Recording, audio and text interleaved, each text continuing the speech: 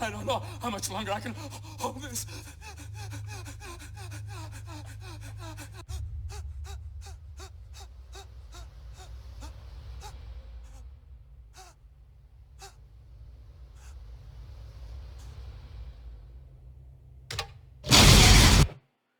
And that, my friends, is how the world may end. Well, today we're going to be talking about artificial intelligence, Chat GPT, and how diversity, equity, inclusion fits into all of this. I'm Glenn Guyton, your cultural competency navigator.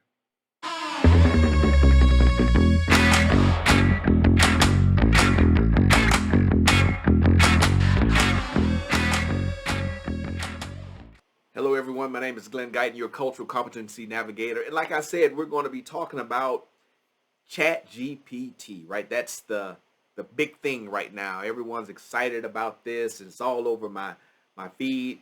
And we're talking about machine learning, artificial intelligence, but how does all that relate to the challenges of diversity, equity, and inclusion in the workplace? How does it all relate to cultural competency? We're going to talk a little bit about that today as we examine this. Hey, so you think about machine learning, we think about taking human beings out of the process, and we can say, hey, that will eliminate all of our challenges of racism, discrimination, sexism, homophobia. All those things will go away because we have computers doing all the work.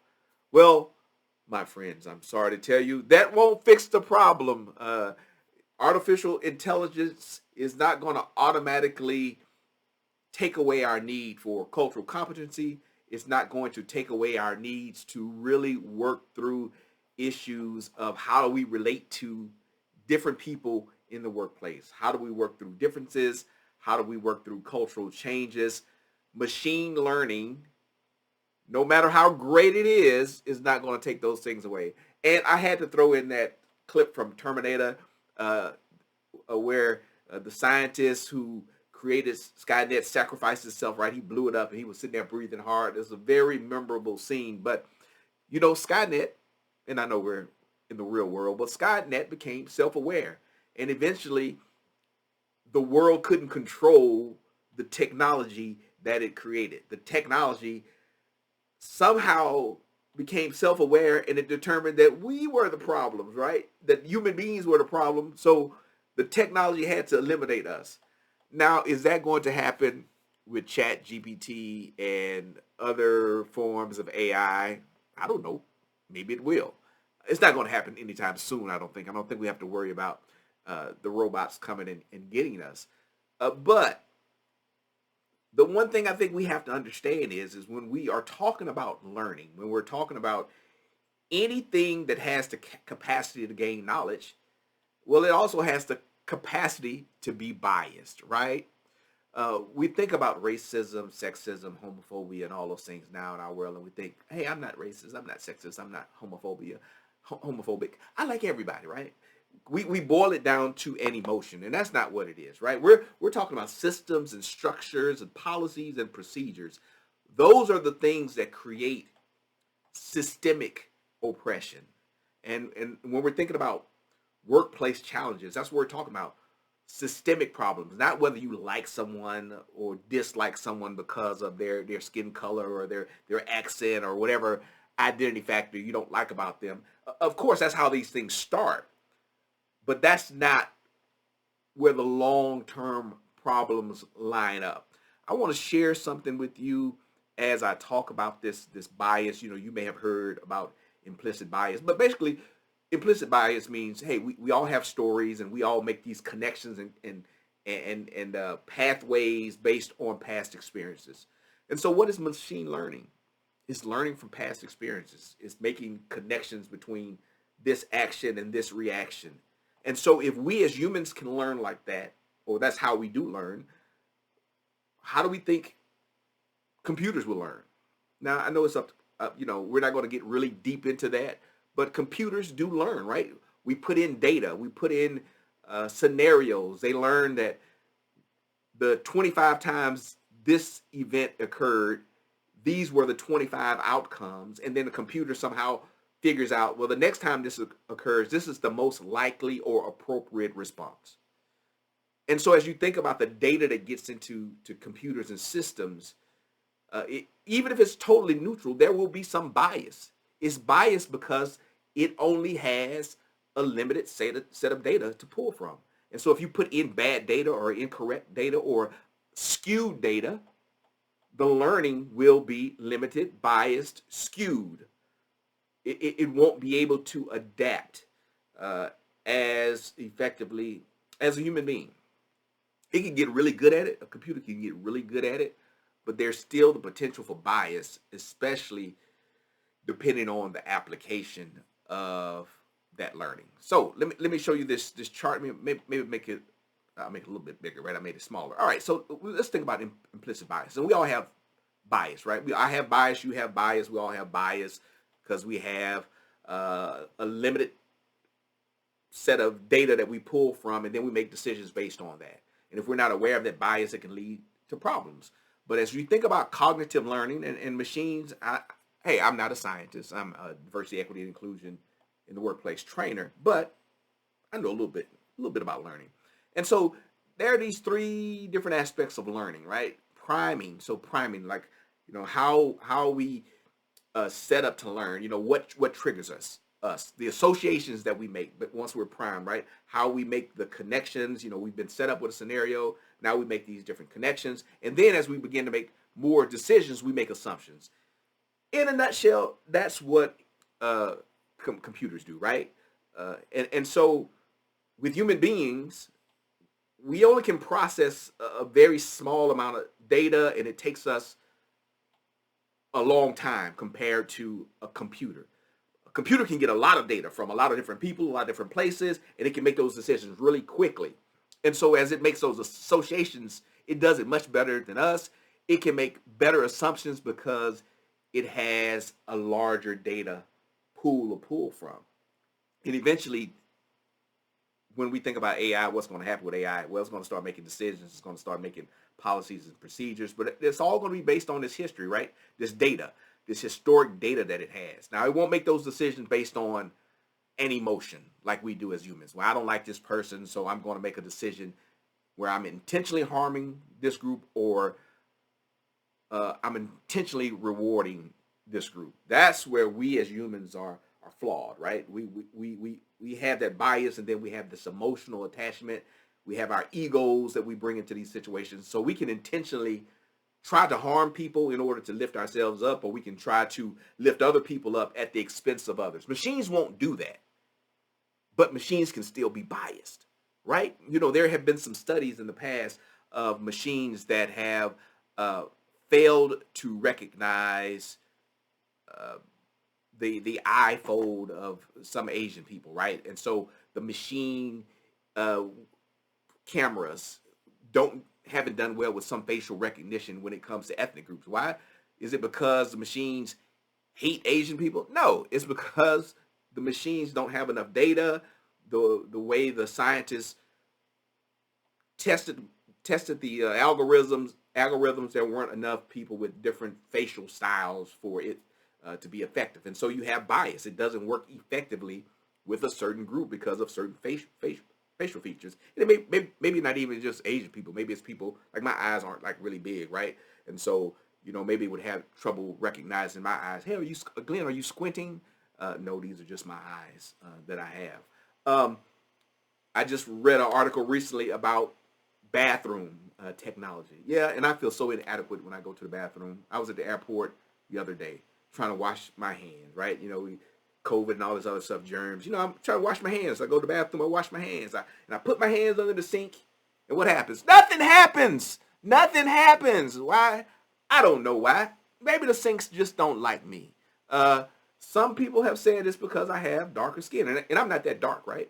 I have darker skin, so the sensors don't see my skin color as well and don't recognize that, hey, Glenn needs to wash his hands. That's bias. That's discrimination. That's actually systemic discrimination. Systemic discrimination based on my skin color. Now, does the sink hate me? No, the sink doesn't hate me. The sink doesn't know who Glenn is. They don't know me from a white person or a lighter skinned black person. Sink doesn't know anything about that. It just doesn't function well because it wasn't trained well. And so as we think about Chat GPT and other machine-based learnings, understand there can be some biases that leads to systemic discrimination based on a number of factors. It's all about how we frame the data. How have we primed these systems? So what do we do? I'm going to have to give you some solutions, not just tell you the problems. But another thing, I travel quite a bit, and I have a global entry, and I have a time with the global entry camera when I come into the country. If the lighting is bad, if there's good lighting that highlights my pretty face, the camera has no trouble seeing me. But if the backlight is kind of wrong, I was just recently in Canada, the backlight was all wrong, and the machine didn't pick me up. It just didn't pick me up. I couldn't get my face picked up, couldn't pick my wife up. We're both about the same skin complexion. It wouldn't pick us up. And so then I had to go through the customs line, and the guy was like, well, why'd you change the line? And how come your kids went before you? And so it could have created a problem, right? Like I was trying to smuggle something into the country or something like that. I had to go through these additional questions because I changed lines because the system didn't work for me. And so as we think about incorporating technology, you know, what are we going to do? How are we going to pay attention to the bias that may potentially creep into these systems? There are a couple of things we're going to have to do. First of all, diversity, equity, inclusion comes into play anytime we're executing new programs, not like computer programs, but programs, processes in our organization. We need to have diversity of thought. We need to have a diverse team, diverse experiences. We need some racial ethnic diversity. We may need some other cultural diversity as it comes to languages and customs, so that we're making sure we're getting the best data we can into these systems. And so the responses won't be biased. They won't come from one or a limited cultural perspective, right? These machines have to make assumptions based on a number of factors. If it's a driving algorithm, it needs to understand, hey, we're in the US, and so we drive on the right side of the road, or we're in another country where we drive on the left side of the road, right? That's very important. But how is the computer going to know that unless we tell it, or unless it pulls that history? And if the only data it gets is from places that drive on the right side of the road, it's going to automatically think that if you're on the left side of the road, something is wrong, right? That there's a problem. And it's not because they hate you or that they feel some type of way about you, but it's because the data says this is correct. Now, are you feeling me? Are you getting with me right now? Do you understand what I'm saying? That we can put bias and create systemic discrimination, systemic racism, systemic, problems when it comes to women if we are training our systems that way, right? If the data that we're putting into these systems. Now, there are some things we have to, we want to think about if we want to go really, really deeply. I was reading an article that talks about artificial cognition, how experimental psychology can help generate explainable artificial intelligence. What is explainable artificial intelligence? Now, this really goes to my work in cultural competency. In cultural competency, I say we can have a culture, right? You can have a culture in your organization. Doesn't mean that because you are diverse, inclusive, and you want to welcome people of different backgrounds, you can't have your own culture. And again, what is culture? My definition, culture is the way we do things around here, wherever here is, all right? So you have a corporate culture, you have subcultures within your corporate culture, but the way we do things around here. And so when you work at diversity, equity, and inclusion, it needs to be tied to your organizational goals, to your organizational mission. I hope to do X, Y, and Z, and I want to do X, Y, and Z in a culturally competent way. You don't separate those things. And so with artificial intelligence, how do we program in that understanding? The understanding that we are doing this because your decisions are based on this model. You can't just be neutral. And that's part of the challenge with computer learning. Its goal is always to kind of come to this point of neutrality, But that's not the best place to be if you're going to be a culturally competent and inclusive organization, because we have values. We do make judgment calls every day in our organizations, in our business. We don't want a judge-less society. Now hear me on this, because part of when I train people, I said, hey, we want to appreciate differences and not judge them. That's right. We don't want to judge them negatively. We want to seek to understand these differences and understand how to adapt these differences in helpful ways. But we have a strategy. So how do you do that with artificial intelligence? And so let me just read this from this article, Artificial Cognition, How Experimental Psychology Can Help Generate Explainable Artificial Intelligence. Machine learning is changing modern living in a rapid pace. Medicine, finance, and transportation are among the many fields poised for transformation by the proliferation of machine learning models that can outperform their human counterparts. Now here's the kicker. These algorithms make decisions that have significant consequences for the health and happiness of people who use them. So this technology has moral, ethical, emotional ramifications for people. And so can we totally move to a system that is emotionless, that has no moral values, or at least no moral values that line up with our cultural expectations? Can we turn over all of our systems to something like that, to robots? And I don't think we can. I think the human element is always going to be important. It has to be the priority, because in a neutral system, there are many things that fall by the wayside. And the what makes a difference is how we are able to incorporate difference. The algorithms are going to come and set a pattern. It's going to be a predictable pattern. It's going to respond based on different cultural norms. I'm not sure how they're going to program what's normative into this AI system. They're going to do it some kind of way, but it's going to respond in a way that's normative, which means it has an inherent cultural bias. Do you get that? It has an inherent cultural bias because it's going to respond like an American wants it to respond, or it's going to respond like an Italian wants it to respond. It's going to respond like a Southerner wants it to respond. So it's going to have some cultural framework in which it's working. And so for us to think that we can totally dismiss diversity, equity, and inclusion principles because it's machine-based is a flawed idea. It's not going to happen. And so I'm confident you're going to still have to think about these things. Your programmers, what's the team that you're building to effectively ensure cultural competency? How are you going to get the data that you need to achieve cultural competency, and be strategic about the bias that you have? Because you're going to have bias. You're going to have to be strategic about that bias. What type of bias do you want to have?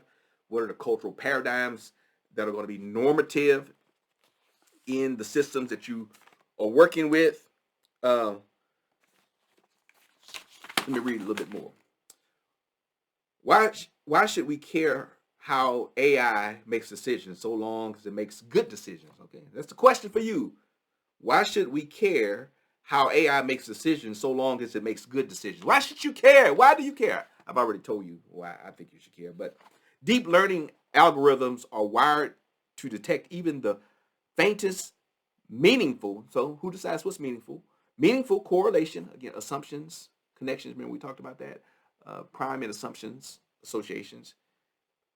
Deep learning algorithms are wired to detect even the faintest meaningful correlations in a data set, so decisions based on a trained model's parameters ought to reflect correlations in reality, right? And in reality, we have a flawed world. And in reality, we have anxiety. We have biases that are formed by many different experiences. So how are we going to understand how this system is making decisions, and how are we going to track? That's one of the things we may have to do. How are we going to track who's being eliminated, who is not being given access, or who's being kicked out based on the algorithms of this machine? AI is not a bad thing. Actually, you know what's a bad thing? A1. they're not a sponsor of me or anything. But I was thinking about AI A1. Maybe we should A1, right? Sometimes we add A1 to our steak, right? You ever have anybody go to a good steakhouse? Hey, can I get some A1? It's not even necessary. Just enjoy the steak. Why do we need AI? I'm sorry, A1. Why do we need A1? Just eat that steak. If it's a good steak, if it's seasoned well, if it's cooked well, medium well is my preference. If we cook that steak well, we don't have to add stuff to it. And we as human beings always are trying to find a way out. Hey, I'm not hating on you if you like a little bit of A1, especially if the steak is not that great. A1 can make a subpar steak decent. Do y'all even know what's in A1? Tomato puree, vinegar, corn syrup, salt, and raisin paste. Do you know this is raisin paste in this A? You don't even know what's in it. Just like we don't always know what's in AI or how AI is making decisions. I'm all for the human approach. I'm not opposed to machine learning. I think it will help us and get us to the next step in our evolution as human beings. It can be helpful in reducing some bias, but we just have to be intentional about how we're going to use this and understand, if you are in the workplace, that it's not a substitute for hard work. It's not a substitute for good preparation. Just like A1 is not a substitute for a good steak, right? It can help a bad steak, but if you have a good steak, you don't need it. So if you have good processes, good workplace processes, A1 is A1. Now I'm saying A1. AI, ChatGPT can help you. It can enhance your processes, but it's not a substitute. Let me bring up my chart again. I just want to share that with you. My chart again. Remember, as we think about racism and bias, it's not about how we feel always. Of course, human emotions lead to some of these problems, but it starts here, priming, association, assumptions, and then we start making decisions based on that. So these things, as we think about these three things, machines can fall victim to these things in negative ways just as well as humans. Now, why these processes are flawed, or the first part of this process is flawed, may not be because of emotion with an AI, but it can still be because of bad data, bad association, bad priming. Those things can creep into the process, right? They can creep into the process that's creating these AIs, the learning, the data sets that we provide. And so, a lot of us want to think that if we take the human aspect out of it, all of our cultural problems will go away. No, they won't. You have to be intentional about what you're doing. You have to make sure that even as you design processes, as you design machines, that you have to pay attention to bias. You have to pay attention to diversity. You have to pay attention to the experiences that go into shaping what will eventually be what we hope are good outcomes. And we have to continue to test our processes, right? We can't just let AI go wild like Skynet, because then we'll have to blow it up, and somebody will have to sit there and sacrifice themselves and blow it up.